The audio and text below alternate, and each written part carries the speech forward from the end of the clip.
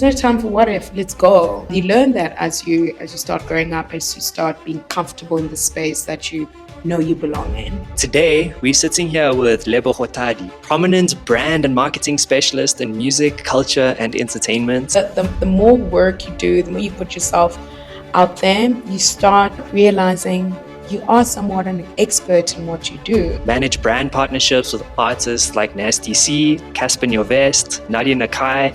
And there's nothing worse than someone not believing in themselves, because then you're not reaching your full potential. Major collaborations with brands like F&B, Emirates, Converse. So actually put yourself forward. There are people who are not necessarily fantastic at their jobs, but their confidence to do that thing, it actually looks like, God damn, this person knows how to do this. A lot of young people feel like they don't have the money, I don't have the access, but the one thing that you do have is the power to make someone feel something. Sure, yeah. Hey, welcome to the latest episode of the C.Cast. It's an absolute pleasure having you here today. Before we get into the next guest, I just want to give you a little bit of an idea of what this podcast is about. We are about connecting creativity and technology to uplift the African continent and connect the world to Africa. What we do is we chat to members of our communities, we give them a platform to share their story and to share how they are connecting Africa to the digital economy and the world to Africa. So before we get into this next guest, if you like our content, I just want to remind you to like, share, subscribe, and leave a comment down below about what you think about the conversation. If you want to get more involved in the community, you can also join the WhatsApp group by scanning the QR code. In this group, we'll be able to share opportunities, knowledge with you, and you'll be able to meet other like-minded people of the community. So yeah, we hope to see you in the group soon. Until then, let's get into the episode. Oh, today we're sitting here with Lebo Kgothadi. That's it. And yeah, prominent brand and marketing specialist in music, culture, and entertainment. Manage brand partnerships with artists like Nasty C, Cassper Nyovest, Nadia Nakai. Has done major collaborations with brands like F&B, Emirates, Converse, and has gone through a journey through working with music giants like Universal Music Group to now founding her own adventure, 2704 Creative Agency. We're going to find out a little bit more about how we got from there to there. And yeah, experience with leading artists and brands across Africa and beyond. I know that you focus a lot on culturally impactful campaigns. That's a major focus of what you do. Luri's Youth Committee member, like... My goodness. I was a youth. Yeah, time flies when you're having fun, eh? And ambitious, to uplift Africa in the global space, especially in the music space. So yeah, we have a very, very decorated guest, as you can tell. And yeah, Lebo Kgothadi, thank you so much for joining us on the C.Cast today. Thank you for having me. Awesome. So on the C.Cast, we like to go to the roots. We like to go down to the ingredients, to where these amazing accolades came from. So I want to rewind back to, let's say, 20, 30 years back to when 30 Lebo... years back, I was a baby. Yeah, maybe even a thought. Maybe not even a thought yet. But let's go back. Let's go to back when you were younger. What was that like? It was lovely. I come from a very warm, loving family that's very supportive. So raised by both my parents, who are still together, and I've got twin brothers who are just a few years older than me, and then it's me, so I'm the only girl. We spent most of at least my brothers were boarders for most of their lives, so I only started my boarding life when I was 13. So I didn't really stay with my parents like permanently, if you're gonna call it that. Like most children. And that's just because they, for work, they were traveling. They wanted to take us to good schools. So it needed a bit of sacrifice of you guys be boarders and, come home in the weekend. So it was a good life, man. Obviously, like any other family, we had our good times and not so good times. But even in the not so good times, things were good. Yeah, and then I schooled in Pretoria. I went to Pretoria High School for Girls, and then went to Tux, University of Pretoria, which is literally opposite my high school. So I just did a walk over for my tertiary. I did a BCom Communication Management and majored in marketing and business management, obviously communication being the focus. And then started interning at a corporate communication agency called Fleischmann Hillard in Bryanston. In fact, I started working with them in my third year. There's a bit of a panic from my end, knowing I'm going to graduate. I knew for sure I was going to finish, right? Yeah. But what's next? Because we hardly speak about the next steps once you graduate. But I knew I just didn't want the corporate crisis management PR route. And where I'm at right now, I knew I was going to be here. I just didn't have the words to articulate what space I was meant to be in, which is this very space that I'm in right now. So in my third year, I reached out to the agency, and because there was a lady who was interning there, and she then came to give us third years a talk. She was doing her honors. And I was like, I think this is very close to what I had imagined. So I reached out, asked if I could shadow her for a day. I was just looking for a day shadow situation. And she said, you know what? Give me your CV. I'm like, I'm definitely in varsity. I don't have a CV. All you're going to see is I was a prefect. What experience are we talking What here, experience guys? That's are why you I'm reaching talking out. But, I was in cultural committees and that. I'm like, that should do for something. And yeah, they hit me up. It wasn't immediately. I mean, they're busy. I was in school. So I think they waited closer towards the June holidays, which were pretty long. Winter holidays were pretty long. I miss those holidays, eh? I know. Now I was there's literally no talking winter to someone holiday. about it the other day. I was like, yo, remember when Listen, you I had think like we 3 need months adult off? winter holidays. I think we need to start a petition on that, Yeah, eh? I'll For start it. sure. Let's I'll go. start it. If you're watching this, you better sign it.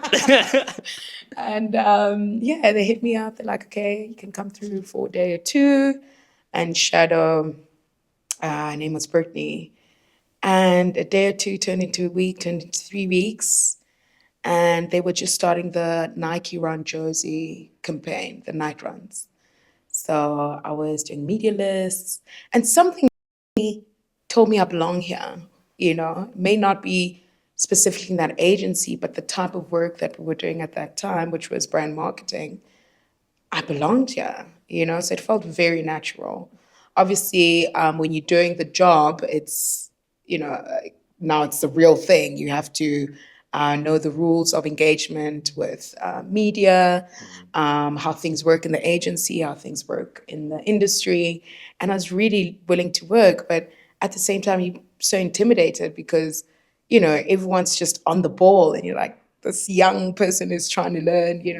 So I was very, very, very grateful for that opportunity, to a point where I then did a whole year internship after my graduation at that very agency. Sure. So that was the beginning of my now. That's awesome, hey? And now going back to, being young, growing up in Pretoria, what was it like growing up in Pretoria? So in fact, I was born Joburg, Okay. but we didn't stay here for long, so I can't even say that I was raised Joburg at all. Moved around and then settled in a small town called Bronkhorstspruit, right? Parents bought a property there, a plant is there, but most of our dealings were in Pretoria because it's not too far, so it's just outside Pretoria. Sure. But I resonate more with Pretoria, I guess, because of my schooling and most of my friends are from there.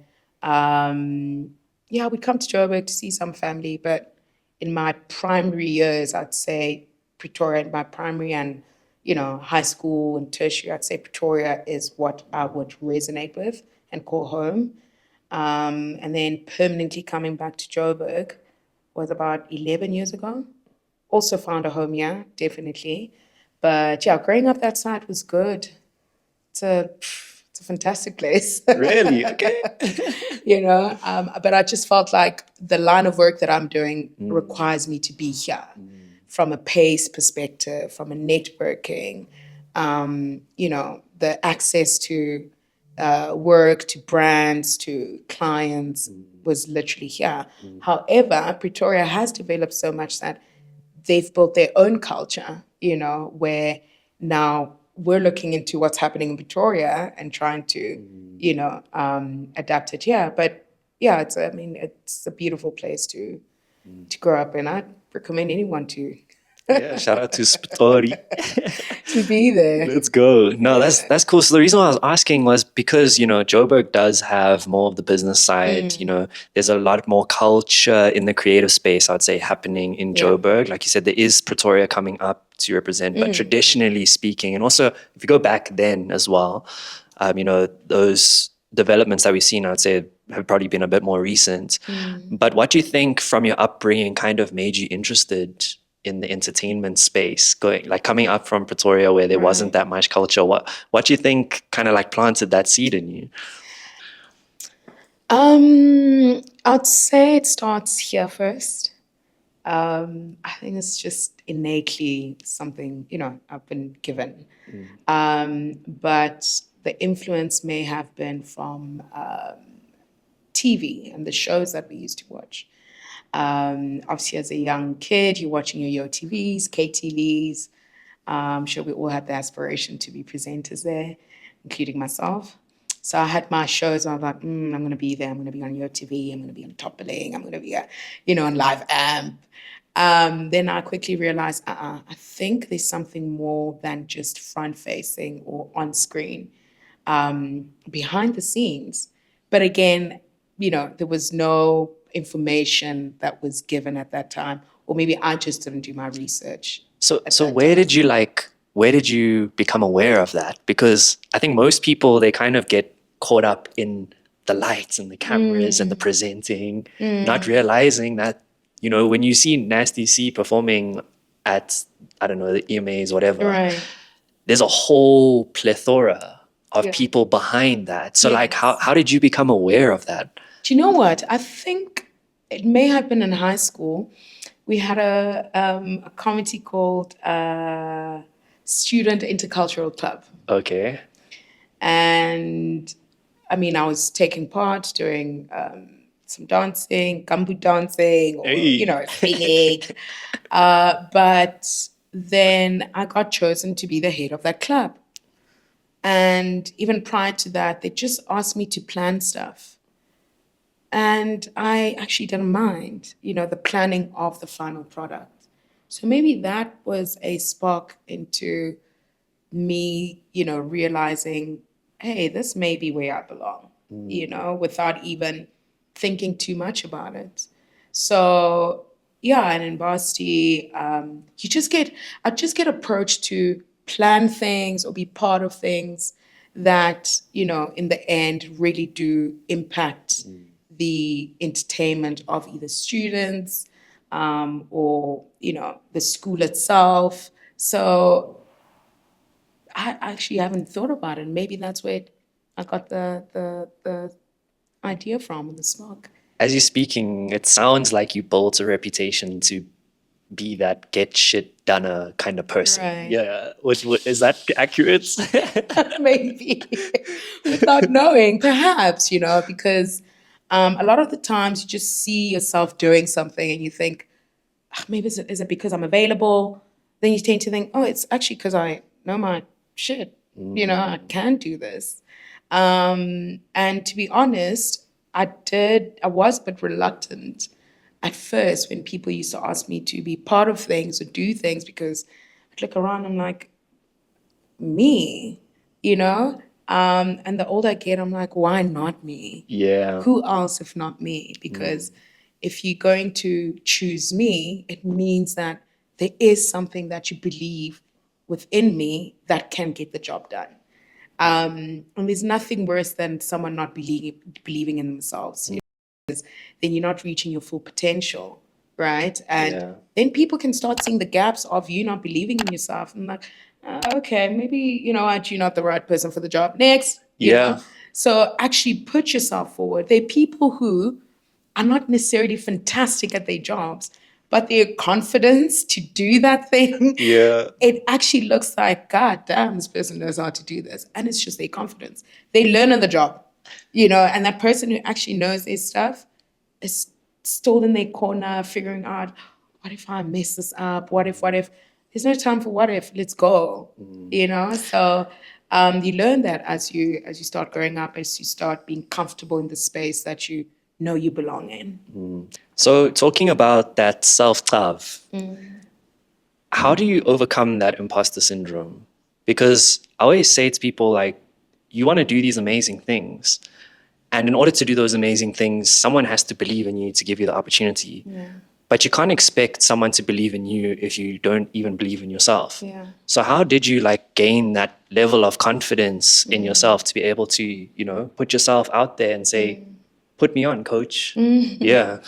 I think the more work you do, the more you start seeing your own capabilities. We tend to look for external validation and credit, but it needs to start here, because as good as you are in what you do, it can show your lack of confidence, your imposter syndrome, somewhere somehow will show, and people start seeing that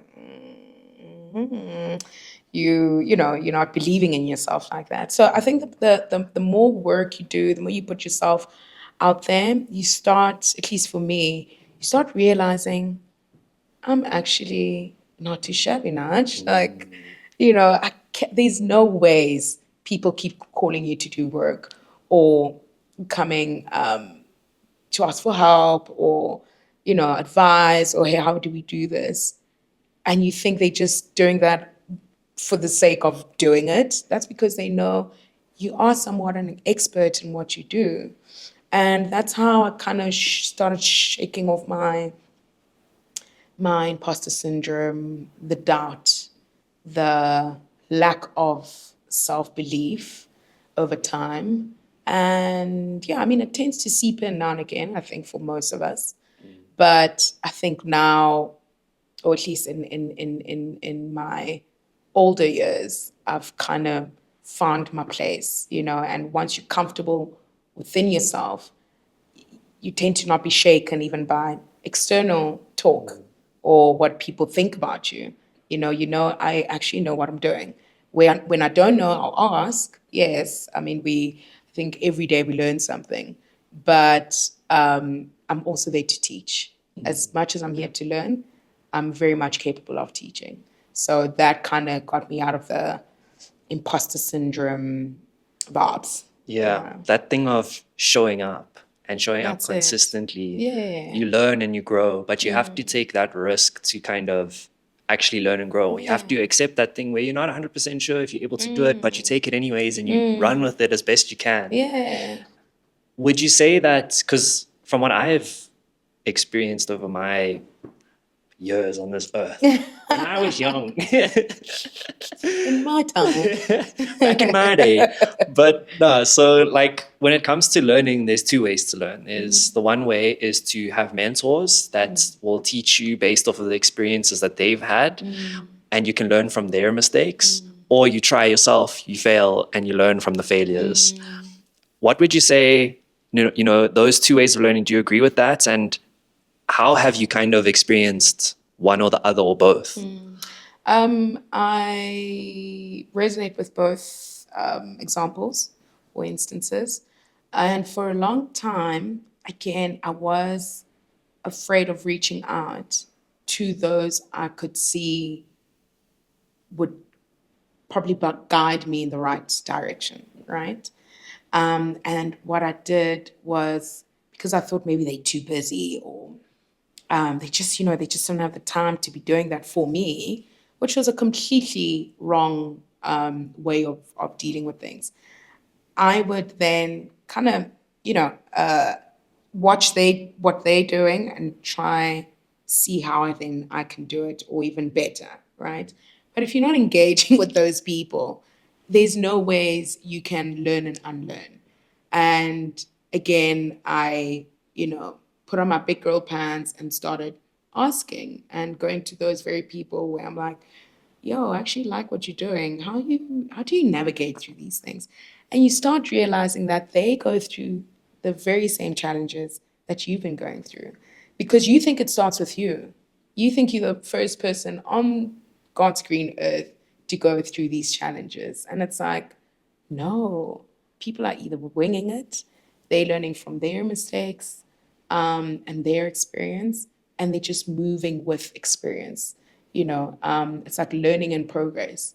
So as much as I had my own learnings that I could learn from, and people seeing my learnings and coming to ask me, then I asked myself, if people could come ask me about my experience and learnings because they want to learn, what's stopping me from going to those I could see, could, assist me or put me in the right direction. So it was a bit of both. The me doing it by myself, thinking I'm a Mbogoto, and the looking up to or kind of working alongside. And I've been very blessed to work alongside fantastic people in the industry where I've got real access to have this kind of conversations. Go, yo, how did you do that? So that's been good. What do you think it is that drew people to ask you to advise them? And how did you get to that point? Because the reason why I'm asking that is a lot of the time we'll see like whoever come on the podcast and someone will come and watch that person and say, but they different. They had this that I didn't have. Or like a lot of the time when you see successful people will automatically go to like, nah, they came from like a Wallo family. So Right. like that's the reason why they are. So what I've noticed though is through doing these episodes and speaking to all these people that have managed to achieve these amazing accolades, a lot of the time I start to realize, flip, this person is like just like me. Yes. Like, so I want to go to like, Same. yeah, same, but different, So, Yeah. so what do you think it is that kind of got you to the point where people would come to you and ask you for advice? Maybe I just don't have a resting bit. I'm joking. Smart.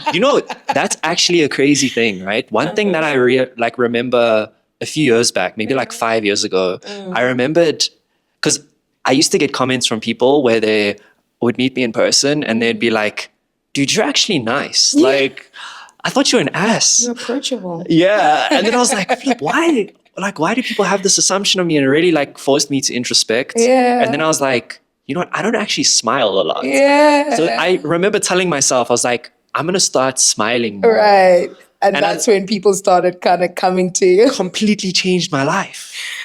You know what? And it sounds like very surface level, but that helps, and not to like go around just smiling. Hey guys, I'm approachable. But there's a kind of aura that and I don't know if it's a given aura or you learn, I don't know, but it's just some people who are very much approachable and those who are not, and not because they don't want to be approached. It's just they just don't have that first, when you walk in the room and you're like, I think I'm going to go to that one. Yeah. And the next person next to them who looks so miff is probably even more open to speaking to you and, engaging in whatever conversation that you may want. So, but going back to your question, maybe they can relate to me some way or another. Sometimes you look at someone, you're like, oh, you're not accessible. And in a sense where I can't reach you. I can't reach the way you at the moment. So I need someone that I can relate to, and then I'll come to you. And it comes in seasons and phases, right? Because I'm not going to say, sit here and go, everyone, comes to me and approaches me. There's some people who may feel like, Lebo's not the right person to approach, and that's okay. But if you do put yourself out there and, want to lend that help that you once upon a time needed, then it's easier. You even so when someone approaches you, it's not like, oh my gosh, what do you want from me now? It's like, oh, I'm very happy to help. And obviously, and with that, it also comes with do I have the capacity to help you right now? Because life is life, right? Maybe I have too much on my plate. I unfortunately can't help you right now. Or if you just want to have a chat, buy me coffee and we'll chat, you know? But I think it's being relatable that may be the thing that allows them to easily approach. A previous guest that we had on the podcast, Bulelani Balabala, said something that has stuck with me since that episode. And he said, never withdraw from a relationship that you haven't deposited in.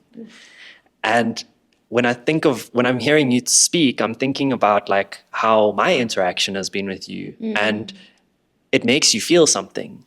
And that feeling that you give off, whether it be like through a smile or whether it be through buying someone a coffee or just someone listening to you, Right. that feeling is what leaves something with someone. Absolutely. It's a way to deposit Absolutely. into that relationship. And when you deposit into that relationship, people, then you have the standpoint to either ask to withdraw, or a lot of time people will, pay it back in some other way, whether it be through an opportunity or, bringing you to a certain place, whatever. So I think there's a lot of value in that. And I love talking about this topic because a lot of young people feel like they don't have anything. Sure. They feel like, I don't have the money, I don't have the access, I don't have the time, or I don't have internet, whatever it may be. There's a lot of things that we think about we don't have. But the one thing that you do have is the power to make someone feel something. Sure. Yes. And I think that's what I'm getting from what you're saying. Absolutely. Yeah. Absolutely. And it's, to be very honest, it's also something that I pray about, that every engagement or interaction that I have, be it lighthearted or a DMC or where I speak into your life in a way that leaves you feeling better. It doesn't have to be a long advice, but just even the hello, just the approach, how we speak to each other, approaching with kindness, does something. That feeling, like you're saying, the feeling, you can never forget how someone made you feel. And down the line, then you get people who go, oh my gosh, Josh, yeah, is that nice guy? Or Josh gave me an opportunity. And you just like, which opportunity? And it was the opportunity of listening. You just giving them the time to listen. And sometimes you don't listen to answer. You listen to understand what that person's saying. And for them, that's it. Like, they're just like, finally, someone's hearing me. So you spoke about like how you grew up like with siblings, and I'm an only child. Oops. So for me, it's like my initial approach to things was like, this is what I think. This is what I think. Right. Not realizing that it's not about listening is not about listening to respond. A lot of times just listening so that someone else feels heard. Yes. And that can be so powerful. Yes. And I think, touching on that thing of like feeling, right? I was watching some of your content and I saw that you were talking about how consumers that consume, whether it be content or music or your product, they aren't dumb. No. Like, they know when something is manufactured in order to get something from you, or if it's genuinely like created to offer value or to connect. Right.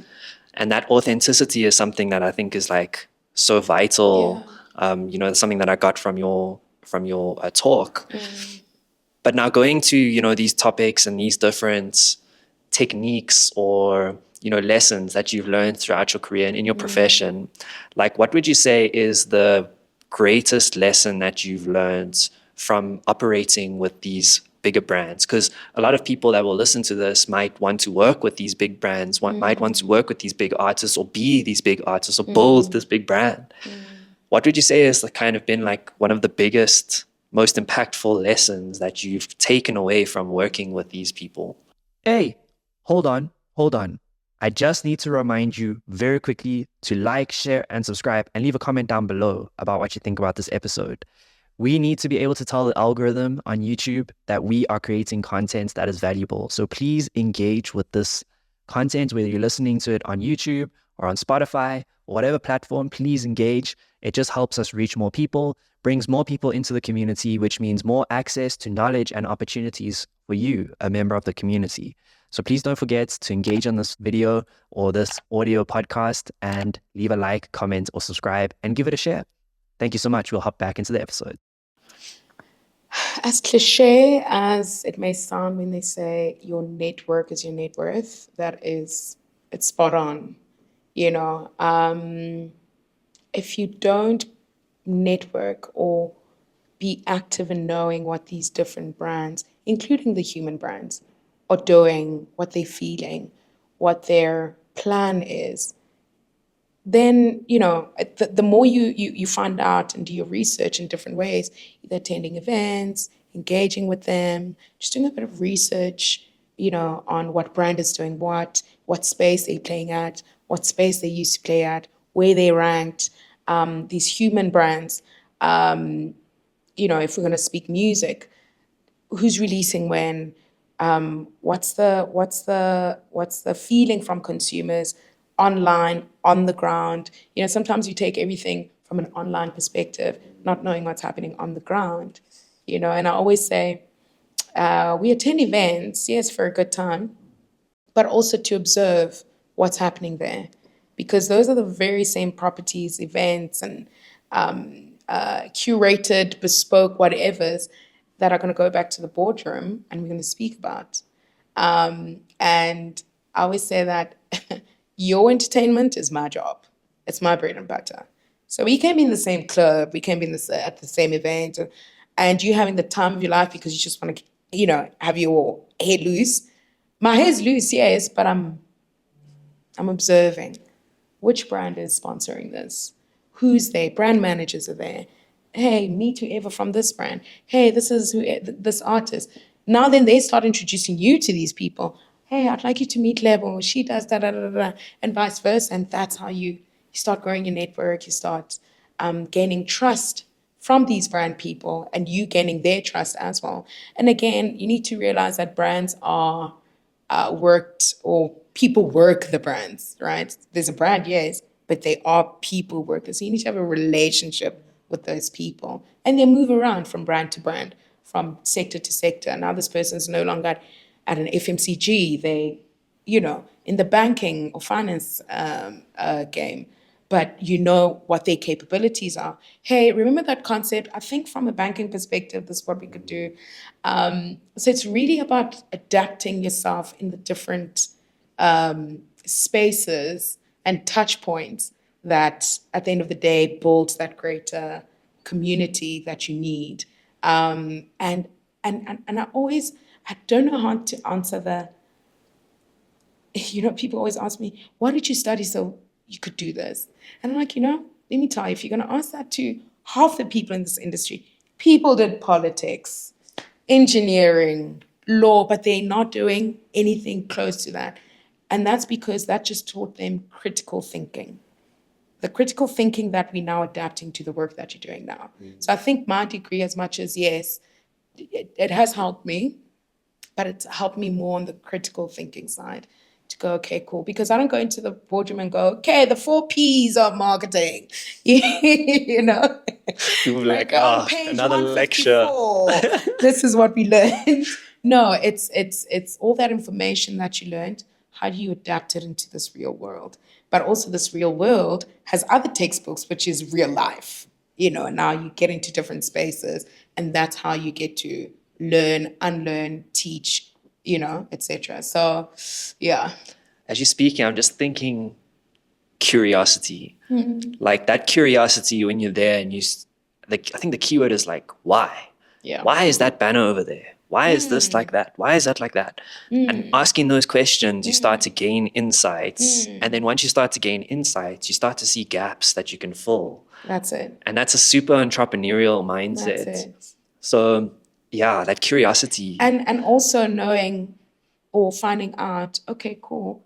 If brand X is in this environment, what's their ROI? What are they getting in return, right? Because now that's what I have to justify when I go and approach brands, giving them concepts, solutions, or even pitching like a campaign or an event or a human brand to say, I think you should work with this person because 1, 2, 3, 4. So it cannot always be you wanting something from the brand. what are you giving? She's not the only one, trust me. Yeah. approaching the website. They probably have like trillion proposals, or agencies trying to be their preferred agencies. What's your value proposition? What's the ROI from, now if we're going to speak about sponsorships, for instance, I get a lot of people going, hey, I've got an event, we need sponsors for this. My event brings 15,000 people. It's the best, the best, the best. Okay, what are we giving back to the brand? No, we'll just put a logo. And okay, they can definitely put their logo in. These guys have mad media budgets and this and that. I need to know from this what they're going to invest in this particular property, what we're giving back to them. That needs to make sense. And sometimes the ROI isn't a one-for-one where it's like the amount of money that we got matches exactly that. But they just want to see value in it, especially if it's a recurring event or recurring concept. What value is it that the brand is getting from this particular property? What value does Lebo provide to the industry? A lot. Let's go. I think it's just my thinking, the way I structure things, my people skills. I think we overlook character in dealings, right? Because you don't want to be deemed as a shady character or Josh, just like you talk a big talk, but you don't execute. So I feel I really do bring the holistic thinking, executing, also seeing outside of what we're discussing now, how else can we improve? How else can we add? How else could we, what's the next? What's the next? And I like thinking long term as well. Sometimes, yes, you do your short term stuff or the immediate, hey, give me money for this campaign, or we're doing this campaign or this event, whatever, sponsorship, or here's a solution, and then you forget about the brand. My thing is to keep those relationships, right?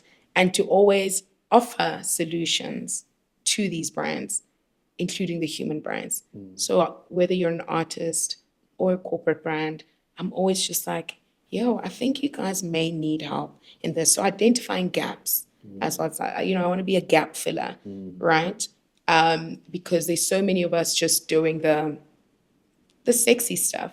Sometimes the not so sexy stuff is where it's at, even the not so sexy brands is where it's at, especially with the, because no one's looking at those brands. But that's also where the challenge is too, right? Yeah. Yeah. Because how do you make an unsexy brand Sexy, right? And guess what? Not all brands want to be sexy. Yeah. Or need to be. Or need to be. Yeah. So they go, align me with a solution that would make me just be who I am, not sexy. Not everyone can be sexy or cool. This is my brand. This is what we do. These are our objectives. What solution can you give us just to either get to the next level or brand awareness or affinity or, and whatever job you're given. And that's where I come in to go, okay, cool. Mr. Not So Sexy, this is how we're going to approach it. Even with artists, not all of them want to be out there, superstars. And there's always a brand that fits those personalities, right? The more subtle, yes, yet impactful. Luxury and not for everyone. Niche. Then there's the mass, the cool, the everyone needs to know me, and you just need to always put in the right cap of approach for these different brands and solutions. 2704. Yes. Why go from working with these big conglomerates, cushy employments, to now entrepreneurship? What was the push or the pull that got you to start 2704? So the seed was always there. It was the courage that I didn't have that needed to be nurtured over time. There's a friend of mine, Tuli. She's fantastic. She manages some of the biggest piano artists in the country, and she'd always, be like, "Come, let's work together. let's do this. This is when I was still working for the big boys. And at that time, I'm like, yeah, no, maybe conflict of interest. No, maybe, every time just making excuses because you weren't confident in what you can bring in. And this person goes, but I need you, you the person that I need. And I got a lot of those offers until one day I sat and like, there's no ways. I'm the one who's lying. They're not lying. I'm lying to myself, right? And then I got out of my comfort zone. And look, employment, also entrepreneurship is not for everyone. I'm not going to sit here and go, if you are employed, you are robbing yourself of. No, it's very nice there. Okay, very secure. Stay there if you feel like you need to stay there. But also, there is a mandate for those who are called to be entrepreneurs to come out and do what you got to do to employ more people, right? And just keep building. So the seed was there, and it just kept on being watered by other people. And then I started watering it myself. And I felt like I've learned, I've had a great experience from the different companies I've been blessed to be a part of. And I was like, it's time, let me give myself a chance. What's the least or most that could happen? What's the worst or the greatest that could happen? We tend to think of what bad things could happen. And what if I do one? What if it works out? I wouldn't know until I try. So I tried, and I tried with minimal. So I'm like, in most cases, they're like, you need to save up 6 months so that you can be secure in case it doesn't work. You've got your savings. I had zero. Yeah. It was just me and my brain, Yeah. to be very honest. From a money perspective, a capital, to start what I've done, I didn't have anything. I don't even want to lie to you. I was in a very tricky place financially. But I said, I'm going to get out of this by using this thing and actually pushing through. So when I started 2704, which is my birthday, 27 April, so 2704 Creative House. So you can never say you forgot my birthday. We're waiting for them gifts. 27 of April. 27 April. If I don't, I'm not going to work with you. Joking. But then I sat down with myself and I said, yo, man, if you're going to keep waiting for people to keep calling you to join with, companies with them or work for them, you'll never do this. And I can always go back to the system, to be very honest, But I needed to give myself a chance. I really, really, it started haunting me. Even though I started with nothing, I knew if I didn't start, I wouldn't be able to see where I could go. So all I needed to do was start. And I started, and it's been a year and a bit. And people have been very supportive. Some didn't know that I've ventured out, but I'd always get calls. Hey, I need your help with 1, 2, 3. Are you still working with? So and the good thing is now I've got the liberty to work with anyone and everyone, and not be restricted to, the place of employment that I was, maybe conflict of interest in this, right? Yeah.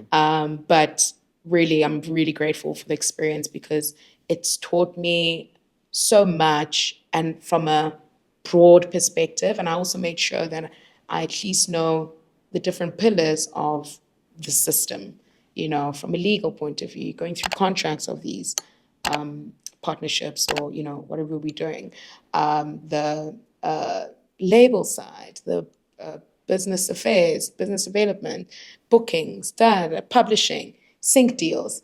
Then you've got a nice menu of offering that you can go to brands and go, hey, by the way, this is my experience. I've done sync deals, I've done brand partnership deals, sponsorships. I did a stint in the label, and when I say label, like label management, which I didn't do for long. My thing was business development and getting new business for the company. So yeah, really to come back to it, I needed to give myself a chance. Yeah, for sure. And as you're speaking, I'm just thinking about, I was laughing earlier when you were talking about entrepreneurship because I mean, I'm an entrepreneur. Right. I didn't go into corporates. I just went straight from varsity. You're brave. Yeah. So that actually leads me to my question is like, for me, having taken that path, I think there's been benefits from doing that because I think it's a difficult journey to take. So it kind of forces you to grow. I think the biggest growth that I've had is shifting to positive thinking Right. because you have to. Like, if you don't think positively and you're not optimistic, there's no way you'll survive Yeah. in entrepreneurship. Yeah. So there has been benefits like that, but I always sometimes go back and question, like, should I have gone into corporate first before going into entrepreneurship? Because from what I'm hearing you say is there is a benefit in doing that, right? You build up a network, you learn a lot of things. Because something that I think is difficult for someone that's just gone from university to business is it's very difficult to get in with the big brands. Like you kind of have to be very, shrewd in how you maneuver that and how you're able to get in there. Luckily with us, I remember like I got a phone call from this guy once. I had no idea. Went and had coffee with him. He told me no, his boss is like looking for someone to help him with content, and that's what we did. So he saw our stuff and he contacted us. It's still to this day, I have no idea how he got my number, but from that, his boss landed up being the guy who's doing the marketing for the largest tool manufacturer in South Africa.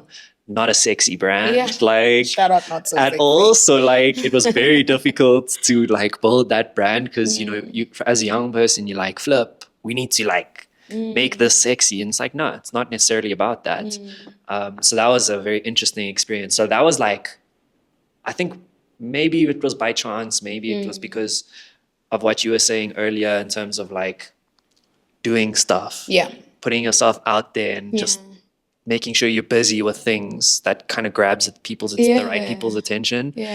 But coming back to the question at hand, if you could go back, would you go straight into entrepreneurship or would you go the corporate route first? No, I do not regret any process that has happened until this very day in your very nice chair.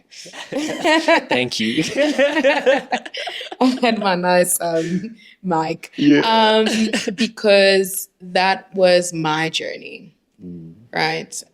Much like your journey, and you, to your point, what you said just now, where you said you don't even know where that guy got your number, and that's because it's what needed to happen for you, right? That guy couldn't have gotten my number or the next person's number. You were who was meant to be given at that time.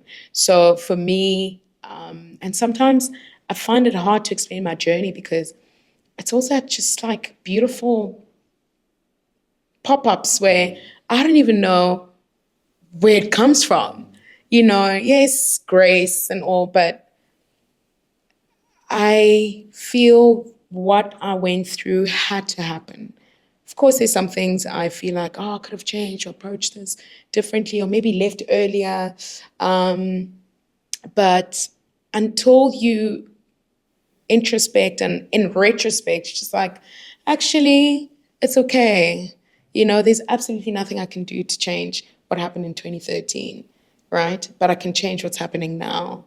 So what I thought I could do in 2013, in fact, I can do now, So I don't regret. I mean, they were very high moments and lows, but those only made me stronger and get me to where I am now, even from my growth perspective, my mental growth. I haven't grown much physically.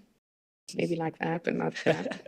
Yeah, it does tend to go that way the older you get. Hey, I'm still waiting though. I feel like I'm just like I think I've been this height for the past 100 years. Like I'm not happy, but spiritually as well. Because I am very spiritual. I pray a lot.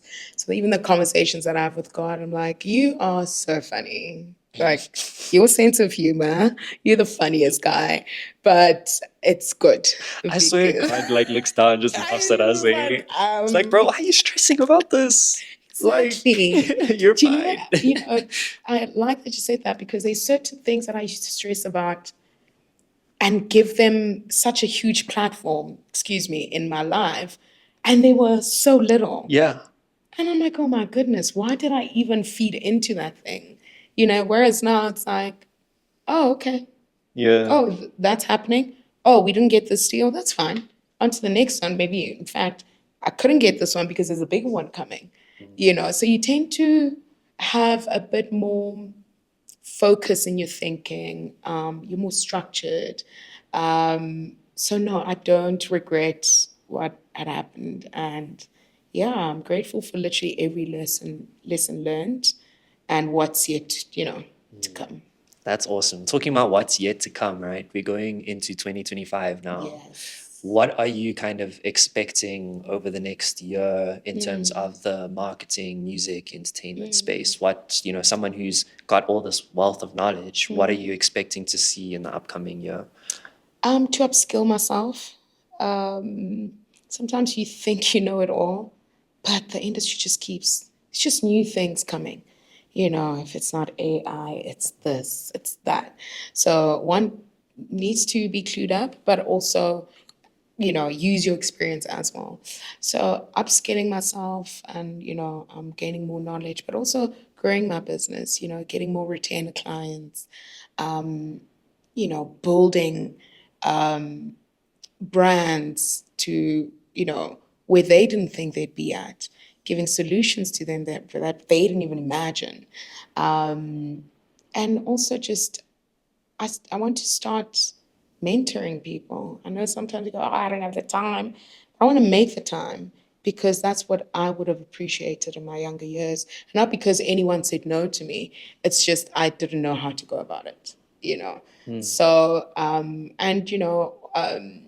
get people to come work with me, not for me, with me in the company so that they can also grow and decide whether they want to go entrepreneur route or go to another agency, whatever it is, but just to also create opportunities for people within the platform that I have, which is my agency. It's also still growing and still baby, but we're crawling nicely and we starting to walk, so I want to now start jogging, but that takes time and you have to be patient and faith it till you make it, have faith that it will work out. I literally wake up every day and go, it's going to work out. There are some days where you frustrated because this isn't working out or someone's not replying or, oh man, this is not the amount that I gave or payments are late, but that's just the nature of things. So I only pray for bigger, more impactful, purpose-driven work and not just doing it for the sake of the money or clout of this. I need impactful, purpose-driven work and to be with people who are purpose-driven. And I've got a really good community of friends, industry colleagues, family that, are there. And my other thing is to utilize their support because, like I said earlier, sometimes we tend to go, oh, maybe Josh is a little too busy for me, and Josh is there like, damn, Lebo doesn't even call me, why isn't And she God is reaching watching, out? laughing at the And God is situation playing out. It's chuckling, like, having the laugh of his life, going, girl, you better use what I gave you because it's literally right there in front of you. So to being brave enough to reach out is also something that I need to do. Yeah. And from like a strategic point of view, an industry point of view, what are you expecting to see in 2025? Like there's a lot of traction that's happening right now with African music being adopted globally. Do you see any opportunities in that space or, from more of a commercial side with brands that are trying to adapt to the ever-changing world of technology and social media? What do you think from like a more kind of technical perspective, would you start to, do you think it's important to just be aware of and work towards, getting to that point where your business can run? What kind of things are your company going to be focusing on going into 2025? I've been fortunate enough to also engage outside of this market, and trying to understand what's happening in those markets for us, right? So I think I was actually watching, was it Bulalani? Bula, right? Yes. Your preview, and he said, no, it wasn't Bula, it was Elijah. Okay, yeah, He said, I think he said Africa is the resources. He said, no, Africa is the source. Let's go. Right? So we are the source. Now, what we need to do is go see how we can sprinkle our source in those other markets, because they are trying to make the source that's similar to this, but it's not the real source. So as the source, we need to go to them and really be confident in speaking about our resources and our source and what we have to offer, because we're in such a good position as not just South Africans, but Africans, because the world is really seeing us for who we are. Creators, right? We are innate creators. It may, again, not have been structured that way back when, but with technology, it's undeniable. Like, you absolutely cannot deny the creativity that you're seeing in Africa. So how do we then scale that up to those other markets, And again, like I said, I've been fortunate enough to go into a couple of them and just see also how they speak for us, right? They're speaking for us because there's no one there to speak for us in those markets. And it's like, okay, cool, I get what you're saying. You're not too wrong. However, this is the truth because I live in that market, right? I experience that market. I am that market. So I really just wish for us to upscale African brands to the highest level. We've already started doing that. Now it's just more strategic ways and seeing how we broaden it and also give each other chances of proving that, not even proving, because I think, proving means I want to show them that we are there. No, they can already see that. But showing that we do it and we can.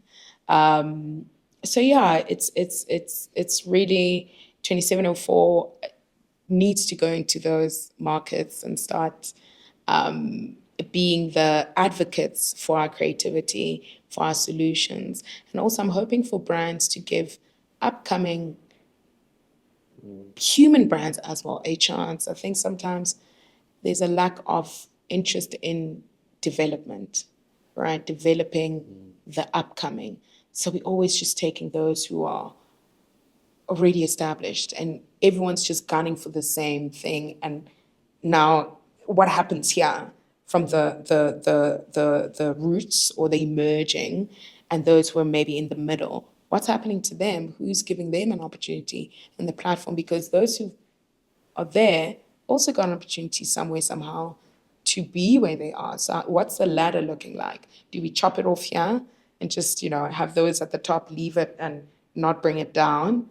How do we then go about using that ladder with the brands and corporates? And because global brands, each market has their own mandate, right? But how do we work together? If we're going to have gigs outside of the country, Afro Nation gets so many South Africans going into Portugal, by the way.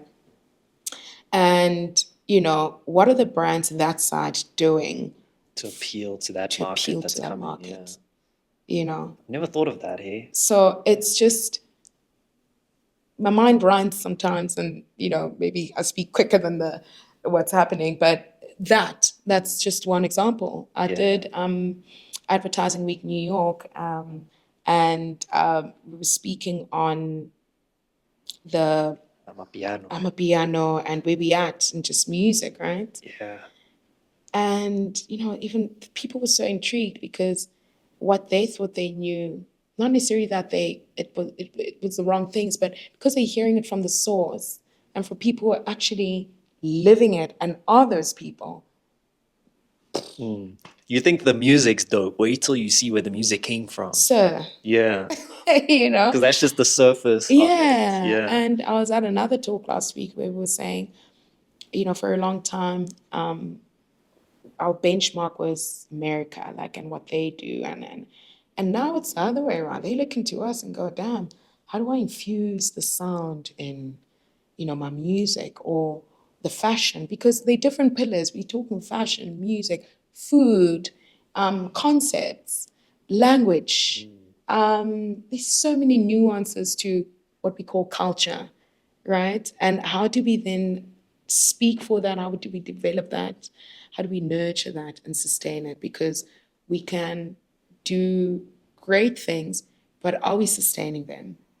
You know, or is it a drop and go onto the next drop and go onto Or is the it just to get something from the next, or just to get- situation? exactly. Yeah. So, and it's not easy sustaining it because the consistency of like budgets and is this really the route that we're trying to take as a brand, or, you know, so people like us then need to be the advocates to say, yes, you need to be still going to that route, or actually, no, let's pivot and go this direction. So yeah, I think I gave you like a very long answer. No, I'm excited to see where you take it, because just what you've mentioned in terms of your thinking, in terms of the lessons that you've learned going back to where you came from, and all the things that you've experienced have equipped you to achieve all the things that you're talking about. And I think it's really like your story is a part of that greater story of uplifting the continent and uplifting that and developing that culture. And I love how you like think about it from like a sustainable point of view, because that's really what it is. It's sustaining the current status quo of things. So I'm excited to see what 2704 is going to, like what role is going to play in that sustainable cycle of developing that culture. And yeah, here's to 2025. Yes, 2025. Thank you so much for watching this latest episode of the C.Cast.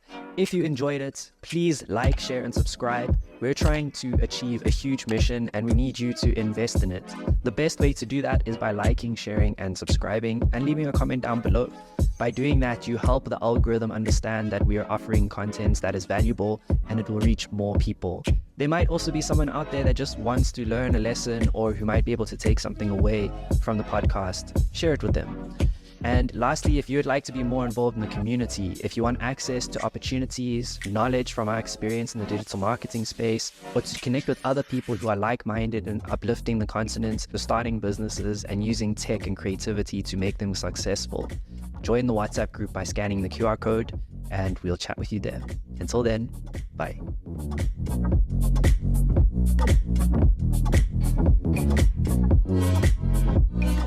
I think South Africa has got so much wrong with it, but there's so much to fix. There's so much opportunity. We've got a legend in the entrepreneurial space. I completely resonate with the entrepreneurial spirit. I feel I'm in my tribe. A business incubation pioneer in Africa. It's not just about creativity, it is what the opportunity they present by being there. Globally recognized entrepreneur and educator. It's not as if big companies are idiots and the small guys are clever. Raise Corp has covered 17,000 businesses in its incubation program. Sometimes opportunities are not obvious. They're obvious to a few. Previous entrepreneur in residence at Oxford University Side Business School. But he then his next sentence was the most powerful sentence. He said, And the host of the Big Small Business Show.